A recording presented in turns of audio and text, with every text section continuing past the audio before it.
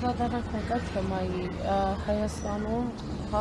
չի ավարտվում քաղաքական իշխանություն եկեղեցի հակամարտությունը,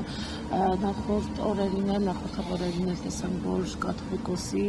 նկատմամբ քրեական հետապնդում է սկսվել քրեական վարույթի շրջանակում,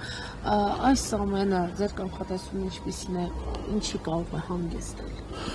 Նախ ես շնորհակալ եմ Հայաստանի Հանրապետության վարչապետից, որ ինքը այդ իր ապօրինի գործողություններով ըստ էության իմ աչքերը բացեց շատ բաների առաջ եւ ես քանի որ հավատացյալ չեմ քրիստոնյաներով հանդերձ, միշտ որոշակի բան վերապահումով եմ վերաբերվել եկեղեցու նկատմամբ, բայց ես զգացի, որ մենք ինչ հզոր ուժ ենք ունեցել եւ ունենք։ Դարձեք հավատացյալ։ Չէ, հավատացյալ չեմ դառել, չեմ դառնալ։ Դարերի ընթացքում ինչ հզոր ուժ ենք ունեցել, 1700 տարի փաստորեն մեր եկեղեցին գոյություն ունի, աշխարհում երևի թե նման օրինակ որևէ բան չկա, 1700 տարեկան ինչ-որ ինստիտուցիոնալ կառույց, եւ իմ աչքերը բացեց այդ իմաստով, որ ես խորը հարգանքով լսվեցի եկեղեցու նկատմամբ, այն բոլոր թերություններով հանդերձ, որ կա այդ մարդկային թերություններ կան հոգեվորականների մոտ, դա բան ամենտեղ կա։ Եվ առավել ևս ես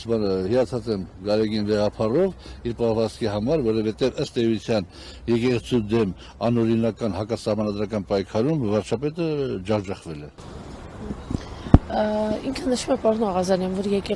պայքարը ոչ թե եկեղեցու դեմ է, այլ կոնկրետ հոգևորականների եւ բարեփոխում է։ Ստում է, դա փաստաթավորում է ընդամենը, որովհետև էլեմենտար հարցին, շատ էլեմենտար հարցին։ Ասում են պարոն վարչապետ, բայց չէ որ դուք ուզում եք, այսպես կոչված բարեփոխում իրականացնեք, օրինակի համար, Բենտլի Սամոյի միջոցով, ում անունը դուք եք դրել, Բենտլի Սամո։ Բայց ո՞նց եք դուք դա իրականացնում։ Ասում է, բայց ինքը ապաշխարել է։ Մարդը սխալա թույլ տվել ապաշխարել է եւ հետեւաբար ինքը ճիշտ ճանապարհի վրա է։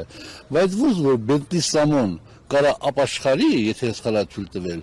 իսկ Գարեգին Վեհափարը, եթե սխալա թույլ տվել, ենթադրյալ, ով Աստծուն ավելի մոտիկա չի կարա ապաշխարի, այդ ո՞նց է այդ մոտեցումը, երկակի ստանդարտները, ինքը ստում է, իր նպատակը ուրիշ է, իր նպատակը հայ առաքելական եկեղեցին պարակտելն է, ստեղծել Հայաստանի հայ առաքելական եկեղեցի, որը պետք է հանդիսանա իր ցնորական գաղափարի 4-րդ հանրապետության հենասյուներից մեկը, իսկ 4-րդ հանրապետության հավանական տարբերակներից մեկը 12000 քառակուսի կիլոմետրն է, որը ուր մենք գնում ենք այս ճանապարհով, պետք է դեմն առնել։